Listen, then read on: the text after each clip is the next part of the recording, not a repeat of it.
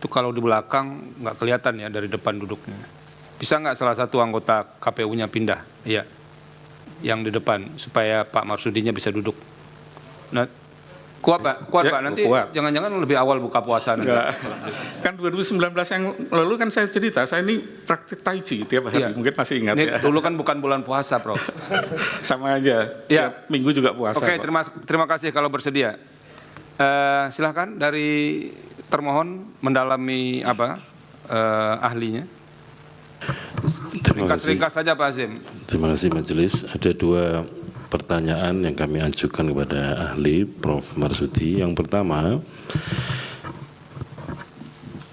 di publik dan juga kemudian diungkapkan dalam persidangan ini, saksi yang diajukan oleh pasangan calon nomor 3, sebagaimana yang kemarin menyampaikan keterangan di sini, itu dalam analisisnya terhadap apa-apa yang ada di dalam Sirekap itu menyatakan bahwa dalam beberapa waktu tertentu ketika KPU tidak menampilkan pie chart atau hasil pembacaan UCR itu dengan penjelasan bahwa sedang dilakukan koreksi, ternyata menurut saksi tersebut bahwa polanya kok sama ya perolehan suara maupun persentasenya.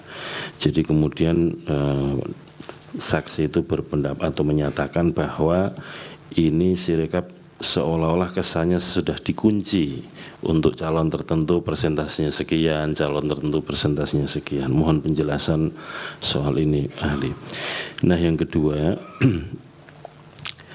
di Prof. dalam Marsudi bisa dicatat ya, nanti akan semuanya bertanya dulu baru Bapak Prof menjawab. yang kedua, sebagaimana tadi dijelaskan oleh ahli bahwa salah satu hal yang berpengaruh terhadap hasil pembacaan data atau hasil foto form C hasil plano yang kemudian diunggah ke tampilan publik Sirekap dalam info pemilu itu adalah faktor kualitas penulisan di dalam formulir tersebut. Nah, soal ini mohon dieksplor lagi Prof supaya kemudian kita sama-sama memahami sekiranya ada tampilan antara apa yang ada dalam tulisan dalam foto itu dengan hasil pembacaan UCR-nya itu katakanlah berbeda, yang kemudian ketika dikoreksi publik atau banyak pihak menyatakan ini suara kok naik turun dan seterusnya atau berubah. Saya kira dua hal itu. Terima kasih. Terima kasih Pak Asim. Silakan dari pemohon. Siapa yang mau mewakili? Satu Mas Bambang, yang lain Refli Harun. Silakan. Terima kasih Prof. Prayudi. Ada beberapa pertanyaan Prof. Saya mau masuk di beberapa isu yang tadi dikemukakan. Tadi dikemukakan di bagian akhir bahwa mestinya sistem di web Sirekap itu dari mobil apps itu harus diverifikasi dulu. Begitu ya Prof ya. Dan kalau tidak diverifikasi maka bisa timbul banyak masalah. Terus Prof tadi mengatakan bahwa itu sebabnya untuk tahun mendatang perlu ada verifikasi. Saya berangkat dari pernyataan itu. Apakah dengan begitu dapat diberikan pandangan Sirekap ini bermasalah karena tidak ada sistem yang verifikasi itu? Satu. Kalau kemudian Sirekap ini dikonfirmasi, saya bisa tampilkan beberapa slide yang ahli kami kemukakan untuk dikonfirmasi kepada ahli ini. Silakan.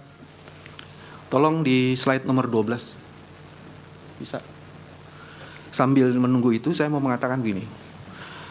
Di slide yang akan saya tunjukkan nanti, ada begitu banyak TPS yang jumlah pemilihnya melebihi batas maksimal DPT.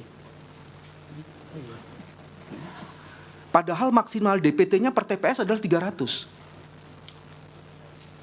Kalau ada informasi kayak ini dan ribuan, puluhan ribu, bahkan ada ratusan ribu seperti ini, puluhan ribu yang tercatat di sini, apakah itu tidak cukup untuk dijadikan dasar untuk sampai pada kesimpulan ada fraud di situ?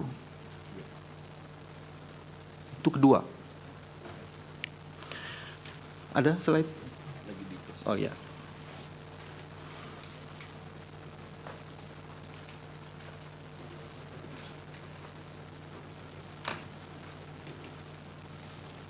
Bisa.